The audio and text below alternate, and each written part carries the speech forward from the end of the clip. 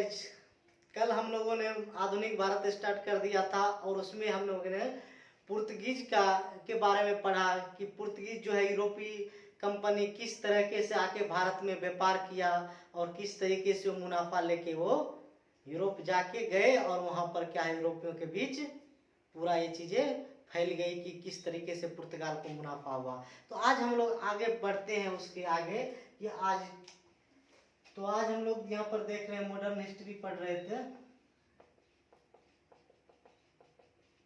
Modern history में यूरोपियों का आगमन।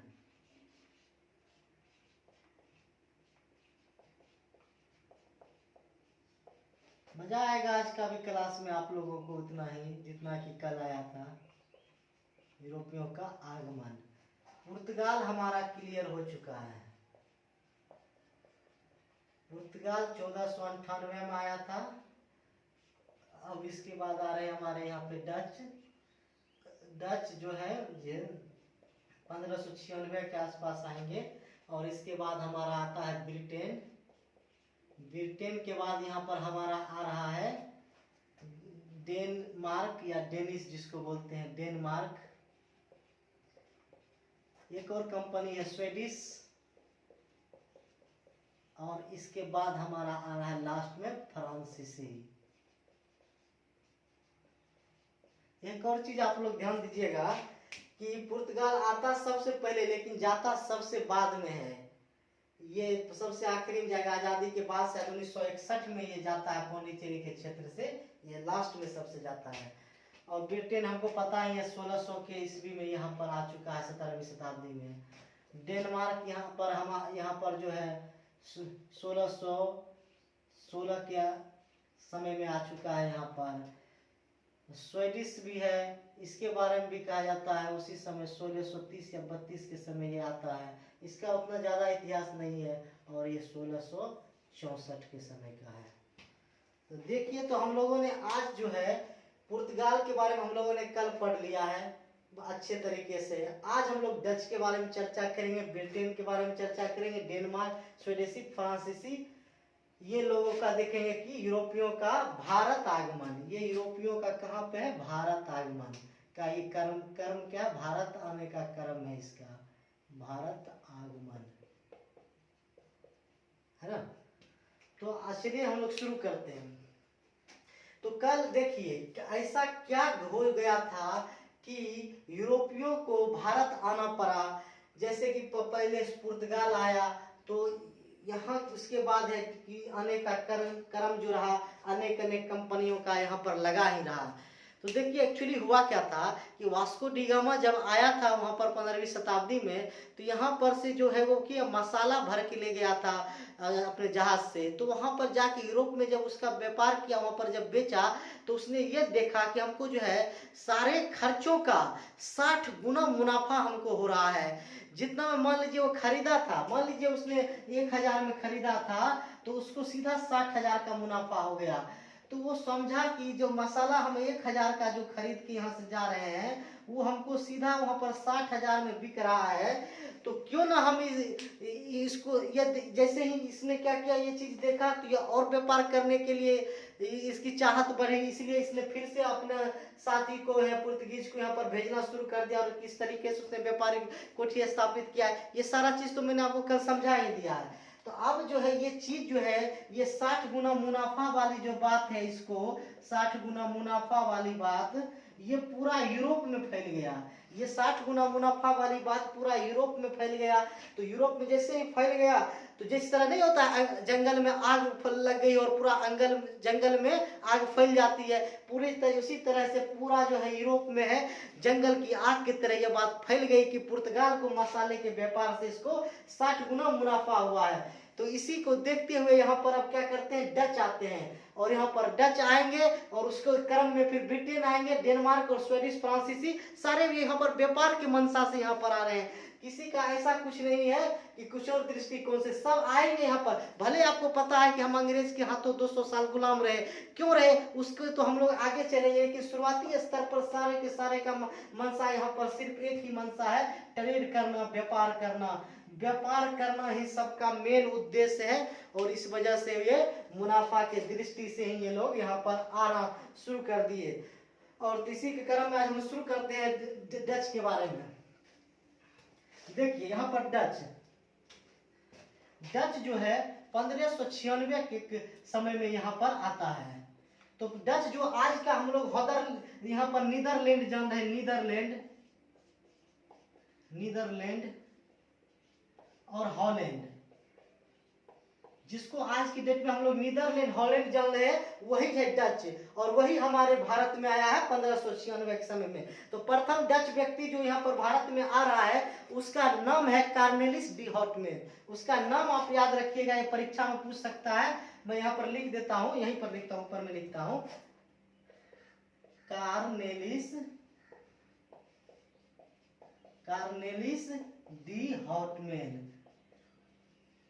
देखिए बिल्कुल टेंशन नहीं लीजिए, आपको मैं चीजें को एकदम से याद करवा दूंगा, कुछ भी दिमाग में नहीं, आपको घर जाके नहीं पढ़ना पड़ेगा ऐसी स्टोरी। बस आप ये दिमाग में रखिए कि शुरुआत में पुर्तगाल आया, फिर डच आया, ब्रिटेन आया, डेनमार्क, स्वीडिश, फ्रांस, एक बार आप देखो। लेकिन हाँ, ये चीजें को आप नोट डाउन जरूर अपने नोटबुक में कीजिए, ताकि आपको क्या हो कि कभी भी आज से 1 महीने 2 महीने बाद जब तक आपका सिलेक्शन नहीं हो रहा है तब तक आप इस चीज को पढ़ो, तो आपको एक बार में चीजें याद आ जाए कि सर ने क्या बताया था, पूरा रिकॉल आ जाए, पूरा एकदम क्लियर से। तो पूरा पुर्तगाल के बारे में हम लोग क्लियर है। तो यहाँ पर जैसे यहाँ पर पुर्तगाल का वास्को डी गामा आया था, वास्को डी गामा, उसी प्रकार से यहाँ पर कार्नेलिस डी हॉटमैन आ रहा है। देखिए दोनों में नाम को बस इसी तरह याद करें, वास्को डी गामा, यहाँ कार्नेलिस डी हॉटमैन। ये छोटे एग्जाम में पूछ देते हैं कि कौन सा पहला डच व्यक्ति है जो कि यहाँ पर भारत में आया था, तो वो है कार्नेलिस डी हॉटमैन। तो अब हम लोग देखेंगे कि ये लोग आ गया, तो यहाँ पर आने के क्रम में अब ये लोग वहां पर क्या करेंगे, जैसे पुर्तगाल कल वहां पर कंपनी अपना स्थापित की थी, तो उसी तरह ये लोग भी अपना कंपनी स्थापित करने के लिए यहाँ पर आए।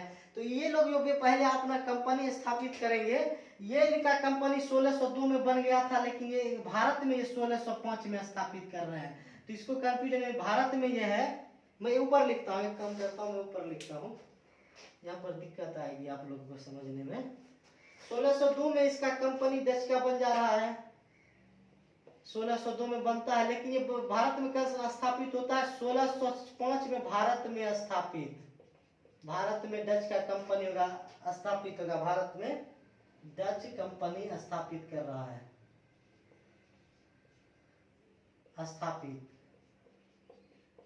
देखिए आप लोग ये कार्नेलिस डी हॉटमैन के बारे में लिख लिए होंगे, तो मैं यहाँ फटाक से मिटा के आपको बता रहा हूँ आगे।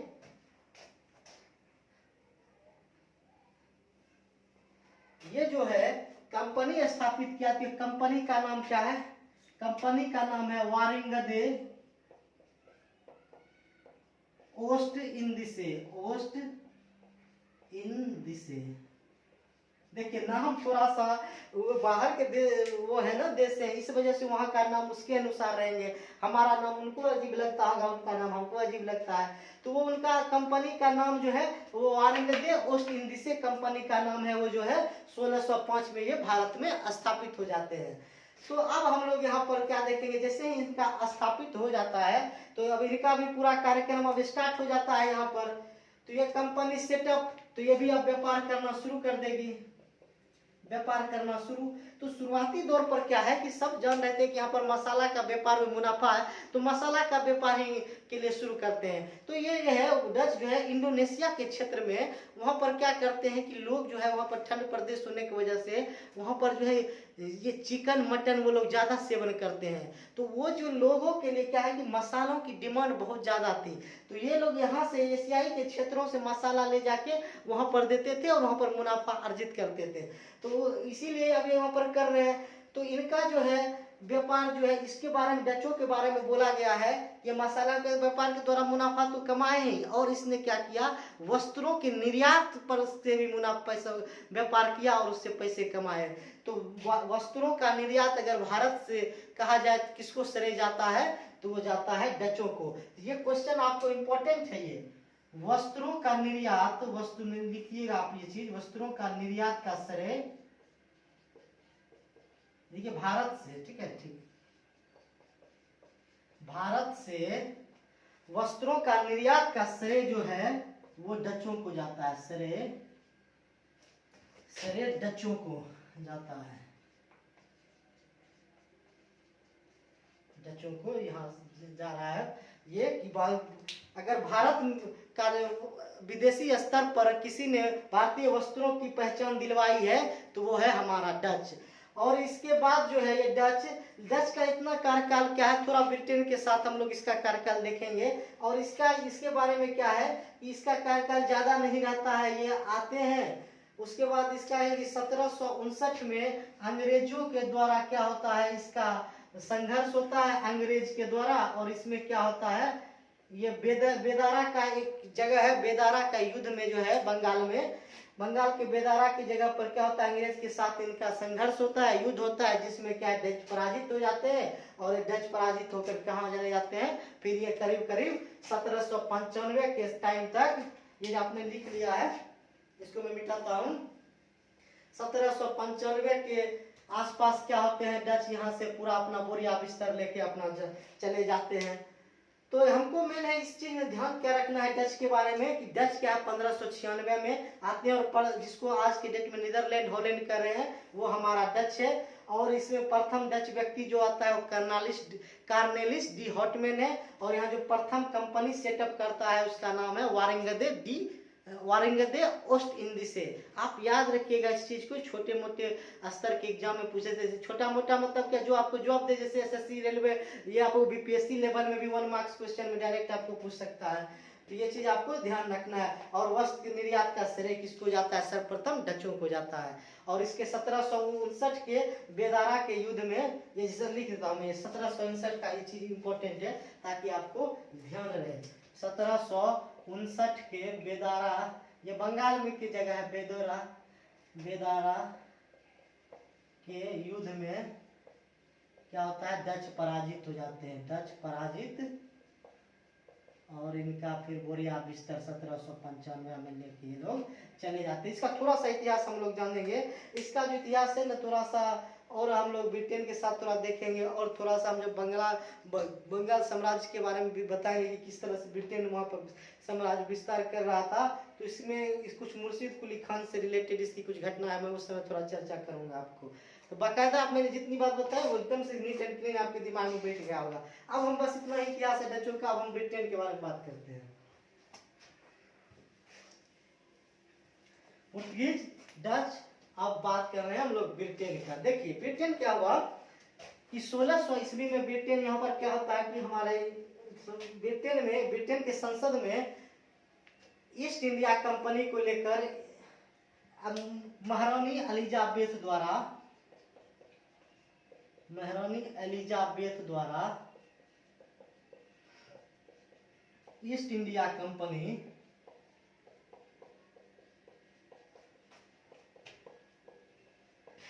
कंपनी को एक मोनोपोली दी जाती है, एकाधिकार दिया जाता है कि 15 वर्ष तक आप पूर्वी के क्षेत्रों में जाके व्यापार कीजिए।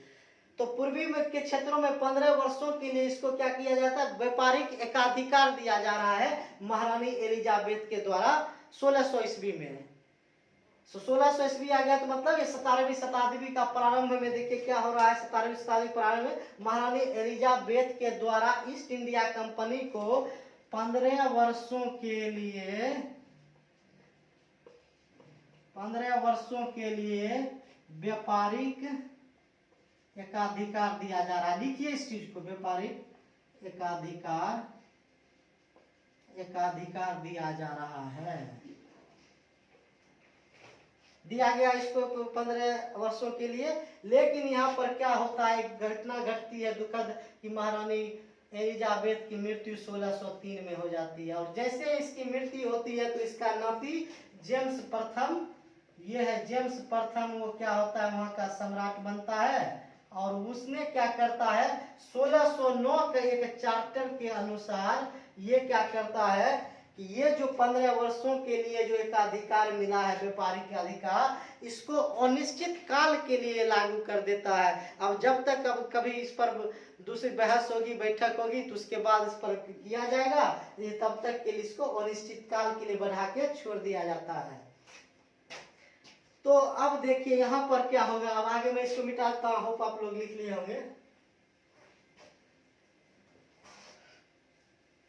व्यापारिक एकाधिकार मिल गया, ब्रिटिश भारत आ गए। अब यहाँ पर क्या हुआ कि 1608 में यहाँ पर क्या था, मुगल दरबार में जहांगीर के समय जहांगीर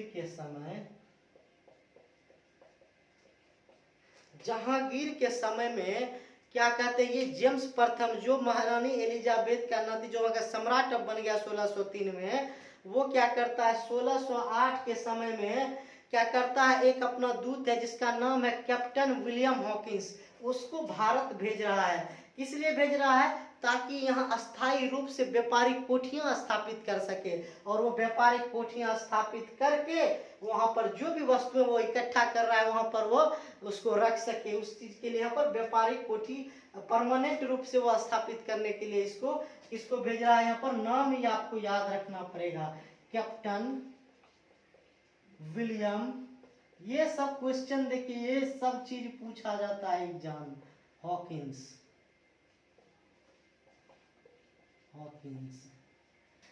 ये नाम आपको ध्यान रखें। किसके कहने पर, तो जेम्स प्रथम के कहने पर। जेम्स प्रथम ब्रिटिश शासक जो है वहां का, उसके कहने पर ये कैप्टन विलियम्स जहांगीर के दरबार में आता है और ये जहांगीर के सामने ये बताता है कि यहाँ पर हमको व्यापारिक कोठी खोलना है। तो यहाँ इसको जो है ये सफलता 1613 में मिल जाती है। इसको 1613 में अनुमति मिल जाता है कि आप अपना व्यापारिक कोठी यहाँ पर स्थापित कीजिए, जिसके तहत ब्रिटेन ने सर्वप्रथम अपना व्यापारिक कोठी कहाँ खोला, सूरत में खोला। सबसे पहला अपना व्यापारिक कोठी कहाँ खोल रहे हैं, सूरत में खोल रहे हैं। और इसी के दरमियान फिर ये 1611 में कहा जाता है मसूलीपट्टनम में इसने दूसरा अपना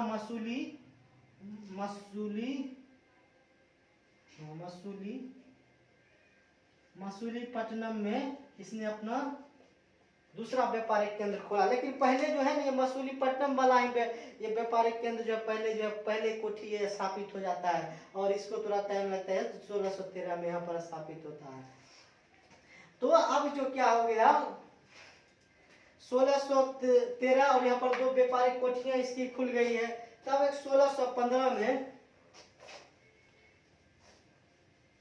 देखिए 1615 में ही जहांगीर के समय ही यहाँ पर एक सम्राट एक जो है ना टॉमस रो करके आते हैं, सर टॉमस रो उनका नाम रहता है। वो आते हैं और वो क्या कहते हैं कि मुगल जहाँ जहाँ मुगल का क्षेत्र है वहाँ पर व्यापारिक उसको अधिकार मिल जाता है कि आप वहाँ पर आके मुक्त व्यापार कर सकते हैं। तो यहाँ पर मुगल के क्षेत्र में देखिए यहाँ पर क्या सर टॉमस रो नाम रहता है, सर टॉमस नाम याद रखिए बस आप लोग। ये भी कहाँ आता है, जहांगीर के दरबार में। जहांगीर के दरबार में ये भी आ रहा है, ये भी जहांगीर के दरबार में आ रहा है। यहाँ पर ये क्या कर रहा है कि सभी मुगल के सभी क्षेत्रों में, मुगल के या लिखिए इस चीज को, मुगल के सभी क्षेत्रों में देखिए व्यापारिक अधिकार मिल जाता है, मुक्त व्यापार करने का अधिकार, क्षेत्र में मुक्त व्यापार करने का अधिकार मिल जाता है। व्यापार करने का अधिकार यहाँ पर मिल जा रहा है इसको मुगल के सारे क्षेत्र में, इसको शाही फरमान भी बोला गया है।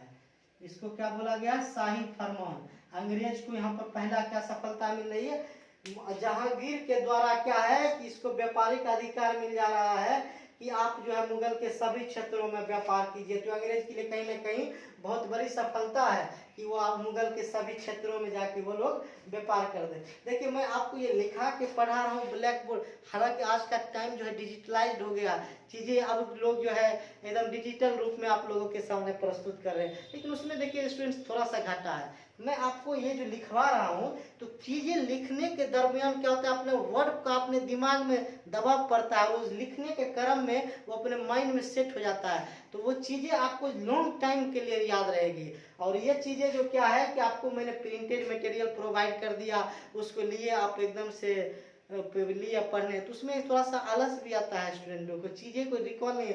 और अगर हाथ से आप लिखोगे ना, तो हाथ का लिखा हुआ चीज़ बहुत ज़्यादा दिन तक रहता है, लॉन्ग लास्टिंग रहता है। इसलिए आप लोग चीज़ कोशिश कीजिए कि आप इसी तरीके से पैटर्न को फॉलो कीजिए। हालांकि समय के अनुसार बदलाव जरूरी है, तो हम लोग भी आगे देखेंगे जैसा जो होगा, लेकिन मेरा जो ज़्यादा वर्क रहेगा कि आपको कि आप खुद से लिखिए। और जैसे कि आप यहाँ पर बीपीएससी का एग्जाम ले लीजिए, यूपीएससी का अगर आपको देना है, तो कहीं ना कहीं आपकी राइटिंग हैबिट बनी रहना चाहिए, क्योंकि आपको वहाँ तो बड़े बड़े क्वेश्चन 20-25 क्वेश्चन का लगातार एकदम आंसर लिखना है, निबंध लिखना है। तो उसके लिए आपको राइटिंग पावर होना चाहिए। जैसे कि मैं पूरा स्टोरी बना रहा हूँ, मन हुआ बैठे हैं पूरा स्टोरी सर का याद करके एकदम बैठ के कॉपी पर लिख दिए, वो आपका सब दिन अपना हो जाएगा स्टोरी। तो ये शाही फरमान यहाँ पर सर टॉमस रो के द्वारा इसको कहाँ कब यहाँ पर दिया जा रहा है, 1615 के ईस्वी में। तो देखिए अभी तक मैंने आपको जो बताया, एक बार क्विक रिकॉल। 1600 में इसको व्यापारिक एकाधिकार मिल रहा है। 1603 में महारानी की मृत्यु हो रही है, जेम्स प्रथम आ रहा है। उसके बाद 1608 में जहांगीर के दरबार में कैप्टन हॉकिंस आ रहा है। फिर 1603 इसको क्या है, हॉकिंस आके यहाँ पर व्यापारिक कोठी स्थापित करने के लिए परमिशन मांग रहा है। और 1693 में इसको परमानेंट मिल भी जाता है, पहला फैक्ट्री है सूरत में खोलता है। फिर 1611 में मसूलीपट्टनम में एक फैक्ट्री अपना खोल रहा है। अब हम लोग 1615 में देख रहे हैं सर टॉमस रो को, जो और यहाँ पर इसने जहांगीर के दरबार में आके यहाँ पर मुगल के सभी क्षेत्रों में व्यापार का अधिकार ले लिया, जिसको हम लोग शाही फरमान कह रहे हैं। अब इसी के बाद हम लोग यहाँ पर देखेंगे अब 1600, इसको मिटा देता हूँ मैं, अब आगे आप देखिए। अब बात आते हैं 1640 की। 1615 से 1640 के बीच में वैसी कोई महत्वपूर्ण घटनाएं नहीं हुई जिसको कि आपके एग्जाम पॉइंट ऑफ व्यू से महत्वपूर्ण हो, तो इसलिए मैं उसकी जिक्र नहीं कर रहा है। पर देखिए 1640 में क्या होता है कि विजयनगर का शासक, वहाँ पर विजयनगर का शासक जो वहाँ का प्रधान रहता है चंद्रगिरी, उसके द्वारा क्या किया जाता है, उसको वहाँ पर देखिए लिख देता हूँ एक मिनट। विजयनगर का शासक चंद्रगिरी, कौन है, चंद्रगिरी।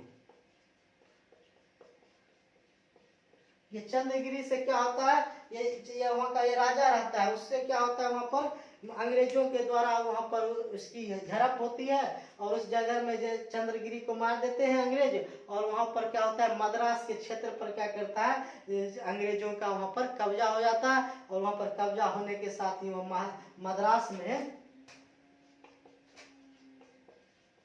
मद्रास में एक फोर्ट का निर्माण करवाते हैं, किला का निर्माण करवाते हैं, जिसका आप लोग नाम जान रहे हैं, फोर्ट सेंट जॉर्ज। इसका किला का नाम है फोर्ट मतलब किला होता है सेंट जॉर्ज। कहाँ पे है, मद्रास में। ये आप लिखिए, ये आपके एग्जाम पॉइंट ऑफ व्यू से इम्पोर्टेंट है। तो 1640 में क्या करता है, विजयनगर का शासक चंद्रगिरी को ये क्या करता है, यहाँ पर फोर्ट सेंट जॉर्ज मारकर यहाँ पर मद्रास को अपने कब्जा में अंग्रेज ले लेता है, और यहाँ पर फोर्ट सेंट जॉर्ज का निर्माण करवा देता है।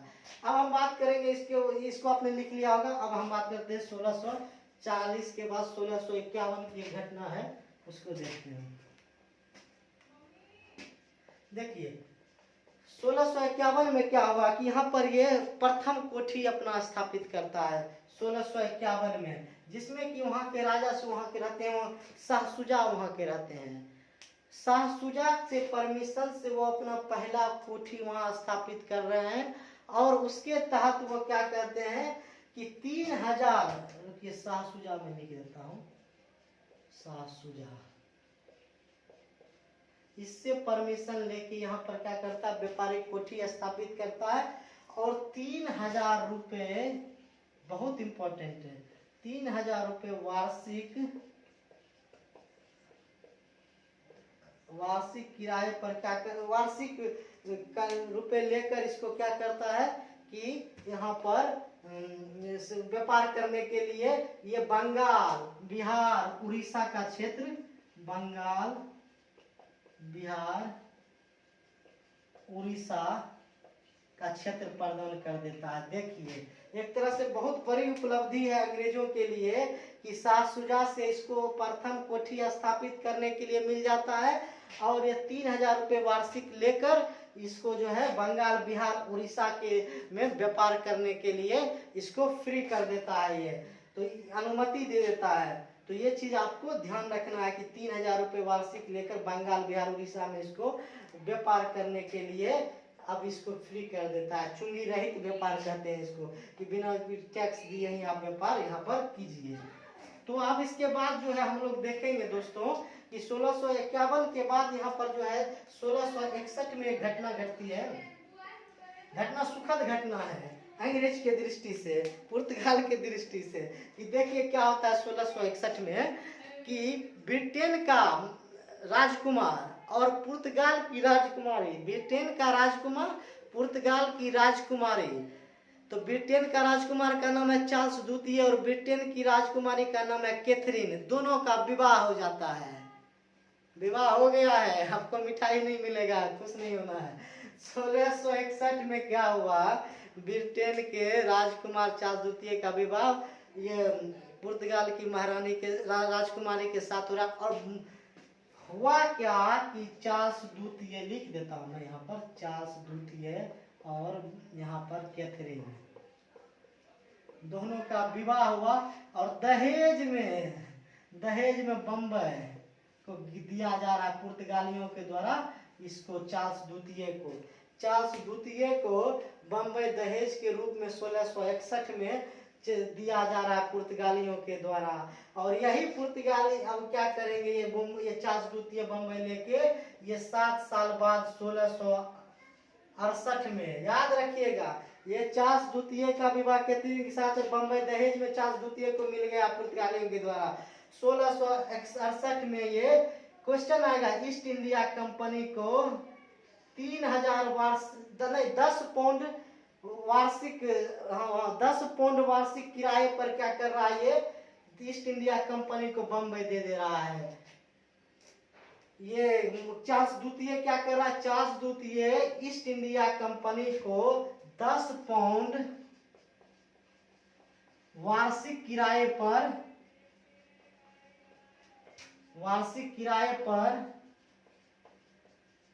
ये ईस्ट इंडिया को 10 पाउंड वार्षिक किराए पर व्यापार करने के लिए इसको दे रहा है 1668 में। तो ये चीज इंपॉर्टेंट है आपके एग्जाम पॉइंट ऑफ व्यू से कि ईस्ट इंडिया कंपनी को पहले कब मिला है, तो बम्बई उसको मिला है दहेज, जो इसको चार्ल्स द्वितीय दहेज में, और उसने ईस्ट इंडिया कंपनी 1668 में 10 पाउंड वार्षिक किराए पर इसको दे दिया है ईस्ट इंडिया कंपनी को। ये चीज आपसे क्वेश्चन में पूछ सकता है, इस चीज को ध्यान रखिए। उसके बाद हम लोग यहाँ पर आगे देखते हैं कि क्या है।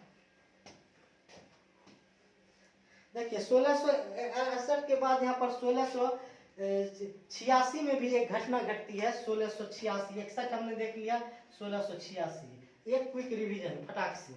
1600 में क्या हुआ, 1600 में एलिजाबेथ ने एकाधिकार 15 वर्षों के लिए दिया। 1603 में इसकी मृत्यु हुई, जेम्स प्रथम बन गया। 1608 में यहाँ पर जहांगीर के दरबार में जेम्स प्रथम भेज रहा है कैप्टन विलियम हॉकिंस को। 1613 में भी मछलीपट्टनम में व्यापारिक केंद्र खुल रहा है। 1613 में सूरत में व्यापारिक ब्रिटेन का खुल रहा है। उसके बाद हम लोग यहाँ पर देखिए 1615 में सर टॉमस रो आ रहे हैं और यहाँ पर सर टॉमस रो आके मुगल के सभी क्षेत्रों में व्यापार करने का इसको अधिकार मिल रहा है। और 1615 के बाद हम लोग 1640 में देखेंगे विजयनगर के शासक चंद्रगिरी को यहाँ पर अंग्रेजों के साथ झड़प होती है, वहाँ मार के उसको भगाता है और मद्रास के क्षेत्र पर इनका कब्जा हो जाता है। और मद्रास के क्षेत्र पर कब्जा होने के बाद वहाँ पर फोर्ट सेंट जॉर्ज का निर्माण करवाते हैं। उसके बाद हम लोग 1651 का, उसके बाद हम लोग 1661 का घटना देखे। 1661 में 1651 में फिर हमने देखा कि 1651 में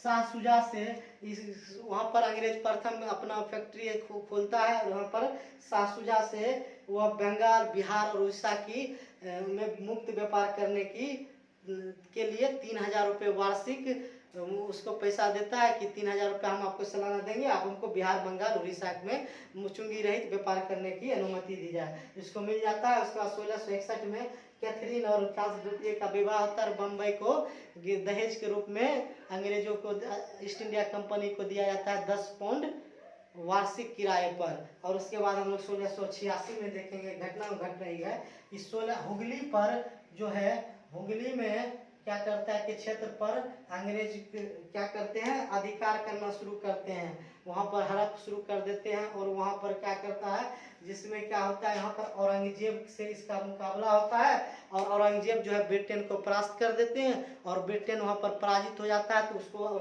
औरंगजेब के डर से वहां से भागना पड़ता है।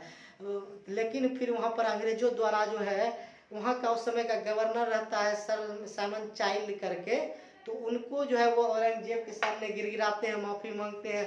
तब जाके औरंगजेब जो है उसको यहाँ पर ठहरने के लिए कुछ जुर्माना लेके इसको व्यापार करने के लिए यहाँ पर अनुमति दे देते हैं।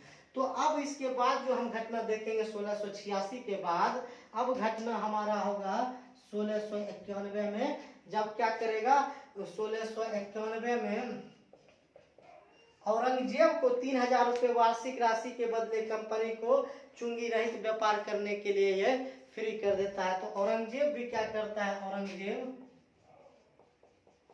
मार्कर दिख नहीं रहा है क्या, वही देख रहा है। औरंगजेब क्या करता है, 3000 रुपये के बदले क्या करता है, चुंगी रहित व्यापार करने की परमिशन देता है। चुंगी रहित व्यापार करने का परमिशन देता है, एकदम से याद रखिए, दिमाग में करने का अनुमति दे देता है। ठीक है, अनुमति दे दिया यहाँ पर 1691 में। फिर आप यहाँ पर 1698 में देखिए क्या हो रहा है। 1698 में क्या होता है कि यहाँ पर इसको जो है अंग्रेज को जमींदारी भी यहाँ पर प्राप्त हो रही है। 1698 में जमींदारी इसको अंग्रेजों को मिलेगी, जिसके तहत जमींदारी प्राप्त होगी, जिसके तहत कोलिकता, पहला है सूतनती, ठीक ठीक, सूतनती, कोलिकता और सूतनती, कोलिकता और एक गोविंदपुर, हाँ गोविंदपुर में की जमींदारी इसको किसको, अंग्रेज को ये प्राप्त होती है। मतलब अब अंग्रेज को यहाँ पर जमीन भी इसको प्राप्त हो गया है। तो अब यहाँ पर ये क्या करेंगे, ये कलकत्ता नगर की स्थापना करते हैं, कलकत्ता का, और वहाँ पर जो है वहाँ पर भी किला बनवाते हैं। तो कलकत्ता में अभी हम लोग यहाँ पर जान रहे हैं कि क्या करता है कि फोर्ट विलियम का स्थापना कलकत्ता में ये जमींदारी प्राप्त होने के बाद ही करता है। तो यहाँ पर ये चीज लिखिए आप, फोर्ट विलियम की स्थापना अंग्रेज द्वारा कब किया जा रहा है, 1698 के समय में। तो यहाँ पर इसको जमींदारी प्राप्त हो गई थी सूतनती, कोलिकता, गोविंदपुर की। तो ये चीज आपको एकदम से ध्यान रखना है चीजें। तो यहाँ पर 1691 आ गया और 1698 आ गई। और एक बात और आप याद रखिए, 1717 में एक घटना है, उसको मैं बता दे रहा हूँ। देखिए लाइन थोड़ा कट गया है, जिस वजह से आप थोड़ा सा परेशानी हमें है, पसीना आ रहा है, लेकिन आपको टेंशन नहीं लेना, आपको बाकायदा चीजें याद हो जाएगी। तो 1717 में यहाँ पर, अब 18वीं शताब्दी शुरू है, यहाँ पर फारूक सियार इस समय का रहता है। फारूक सियार क्या कर रहा है कि ये भी अंग्रेजों को कुछ अधिकार प्राप्त कर देता है व्यापार करने के लिए, मुक्त व्यापार करने की यहाँ पर अधिकार दे देता है ये अंग्रेज को, मुक्त व्यापार करने का अधिकार जो है, करने का अधिकार अंग्रेज को प्राप्त, जिसको कि बोला जाता है मैग्ना कार्टा बोला जाता है, मैग्ना कार्टा। देखिए इसको क्या कहते हैं, फारूक सियार द्वारा ब्रिटेन को क्या किया गया, मुक्त, ब्रिटेन ईस्ट इंडिया कंपनी को मुक्त व्यापार करने का अधिकार दिया, जिसको मैग्ना कार्टा बोला गया, मैग्ना कार्टा अंग्रेजों के। देखिए मैग्ना कार्टा ब्रिटेन का में ये शब्द यूज किया गया था कि वहाँ पर क्या किया जाता था कि वहाँ के राजाओं के द्वारा वहाँ के गरीब जनताओं को कुछ अधिकार दिया जाता था, तो उसी को वहाँ पर मैग्ना कार्टा कहते हैं। मैग्ना कार्टा मतलब एक अधिकार पत्र दे रहा है कि अब ये यहाँ पर मुक्त व्यापार कर सकते हैं। तो ये चीजें थी, हम लोगों ने अभी देखा किस तरीके से डच और ब्रिटेन ने यहाँ पर इनका समय काल यहाँ पर गुजरा। तो और भी चीजें हैं इनके बारे में कि कि ये व्यापारिक अधिकार क्यों मिला अंग्रेजों को। चलिए मैं अब ये सब फैक्चुअल चीजें हो गई, आपको ये सब ध्यान रखना है एकदम एग्जाम पॉइंट ऑफ व्यू से। देखिए आपको याद हो गया होगा, नहीं हुआ हो तो फिर से मैं शुरुआत कर देता हूँ एक बार। फर्स्ट रिकॉल 1600 ईस्वी में महारानी एलिजाबेथ ने ये व्यापारिक एकाधिकार प्राप्त किया, अंग्रेजों को 15 वर्षों के लिए दिया। उसके बाद क्या हुआ, 1603 में इनकी मृत्यु हो गई।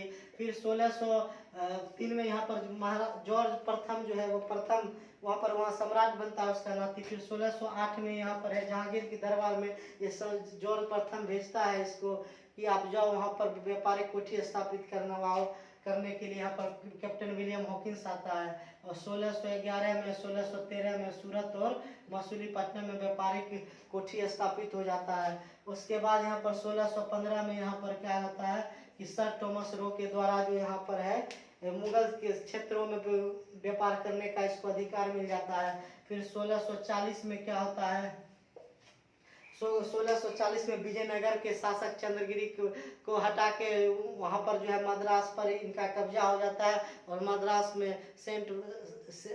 फोर्ट सेंट जॉर्ज का निर्माण करवाता है। और 1640 के बाद ये फटाफट आपको याद जैसी हो जाएगी, आप देखना। 1651 में क्या हो रहा है कि प्रथम कोठी स्थापित करता है जिसके तहत शाह शुजा से वो अनुमति लेता है और शाह शुजा को 3 वर्ष वार्षिक किराए पर वो क्या कर रहा है यहाँ पर देकर वहां पर क्या करता है बंगाल, उड़ीसा और बिहार की में व्यापार करने का यहाँ पर अधिकार मिल जाता है। और 1651 के बाद हम लोग 1661 में देख रहे हैं कि चार्ल्स द्वितीय और कैथरीन का विवाह हो रहा है मुंबई, उसको दहेज में दिया जा रहा है। उसके बाद जो है 1661 के बाद यहाँ पर फिर आ जाएगा 1686 का घटना जिसमें हुगली पर अंग्रेजों का युद्ध किया जाता है औरंगजेब से, जहाँ पर अंग्रेज पराजित होते हैं, बदले में हर जना देख इनको रुकना पड़ता है फिर जाके। उसके बाद वहाँ पर 1696 के बाद यहाँ पर 1691 में क्या है, यहाँ पर जमींदारी प्राप्त हो रही है। नहीं 1691 में क्या औरंगजेब 3000 रुपये वार्षिक पर क्या कर रहे हैं, इनको मुक्त व्यापार करने के लिए यहाँ पर दे रहे हैं, व्यापार करने का अधिकार दे रहे हैं, मुक्त व्यापार नहीं। फिर 1691 में क्या कहते हैं, जमींदारी इसको प्राप्त होती है कहाँ कहाँ की, तो सुतनती, कालीकट, गोविंदपुर की। और फिर यहाँ पर 1717 में यहाँ पर फारक्सवाल इसको मुक्त व्यापार की करने की अनुमति देता है, जिसकी वजह से यहाँ पर इनको क्या बोलते हैं, मैग्ना कार्टा इसको बोला गया है। और ये 1615 का जो यहाँ पर है इसको शाही फरमान बोला गया है। इसके तहत उसने जहांगीर से क्या किया, मुगल के सभी क्षेत्रों में वो क्या किया, मुक्त व्यापार करने के लिए। और एक 1632 का भी एक घटना है कि 1632 में गोलकुंडा के शासक द्वारा जो है मुक्त व्यापार का यहाँ पर इसने भी मुक्त व्यापार करने का अधिकार ले लिया था, गोलकुंडा के शासक द्वारा, गोलकुंडा के शासक द्वारा। आप इसको याद रखिएगा किस तरीके से मैंने बताया, ये शासक द्वारा, ठीक है। अब 1632 तक का ये बात इससे पूरी कंप्लीट हो गई। आपको हमको ये लग रहा है कि आपको याद हो गया होगा, एक बार आपने देख लेना इस चीज़ों को। और भी कुछ चीज़ें हैं, मैं इसके बारे में मैं आपको अभी मैं इतना ही रखना चाहूँगा, क्योंकि थोड़ी सी आज लाइट की प्रॉब्लम आ गई है जिसकी वजह से थोड़ी सी गर्मी बढ़ गई है यहाँ का। तो मैं आपको ये पुर्तगाल, डच, ब्रिटेन ये चीज़ क्लियर कर दिया है। अब मैं थोड़ा सा और चर्चा इस पर करूँगा, उसके बाद मैं आपको सीधा डेनमार्क के बारे में बताऊंगा। और डेनमार्क उसके बाद स्वीडिश, उसके बाद फिर जाके देखिए डेनमार्क का कोई ज़्यादा इतिहास नहीं है, मैं अभी बता देता हूँ। 1616 में ये क्या है, ये डेनमार्क आते हैं और 1620 में अपना व्यापारिक कंपनी स्थापित करता है यहाँ पर, कहाँ, ट्रैंकोबार में, ट्रैंकोबार में, तमिलनाडु का क्षेत्र है यहाँ ट्रैंकोबार, वहाँ पर ये अपना व्यापारिक कंपनी स्थापित करता है। लेकिन इसका क्या रहता है कि ज़्यादा यहाँ पर कार्यकाल नहीं चल पाता है इसका यहाँ पर व्यापारिक। और ये क्या है 1745 में फिर ये यहाँ से चले जाते हैं, इनके बारे में कोई ज़्यादा वैसा इतिहास नहीं है। और स्वीडिश भी है, स्वीडिश जो है ये चीन में चला जाता है, यहाँ पर इनका कोई आते हैं, ये सब आ रहे हैं, लेकिन यहाँ पर कोई ज़्यादा इनका कोई ऐसी घटना नहीं घटी और कुछ ऐसा नहीं रहा जिसके बारे में हम लोग को पढ़ना पड़े। बस थोड़ा नाम जान लीजिए कि आए थे और ये चीन की तरफ चले गए और ये अपना 1745 में चले गए। अब इम्पोर्टेंट है फ्रांस और ब्रिटेन। अब इनके बीच जो कहानी चलेगी उसको मैं आपको अगले क्लास में बताऊंगा, फ्रांस और डच के बारे में, फ्रांस और ब्रिटेन के बारे में। और उससे पहले हम थोड़ा सा डेनमार्क और उसके बारे में चर्चा कर लेंगे और इसके बारे में जानेंगे। और इसी के दोनों को मिलकर यहाँ पर एक कर्नाटक का युद्ध होता है, 3 युद्ध होता है कर्नाटक का युद्ध, और वो 3 युद्ध हम लोग देखेंगे। और 3 युद्ध के जो परीक्षा की दृष्टि से बहुत इम्पोर्टेंट है।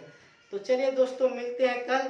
तो वीडियो अगर पसंद हुआ पढ़ के, अगर आपको अच्छा लगे तो उसको जरूर लाइक और सब्सक्राइब कीजिए, ताकि हमको भी आपके लाइक और सब्सक्राइब से मोटिवेशन मिले और मैं आपके लिए हमेशा ऐसे कंटेंट प्रस्तुत करते रहूँ। Thank you so much.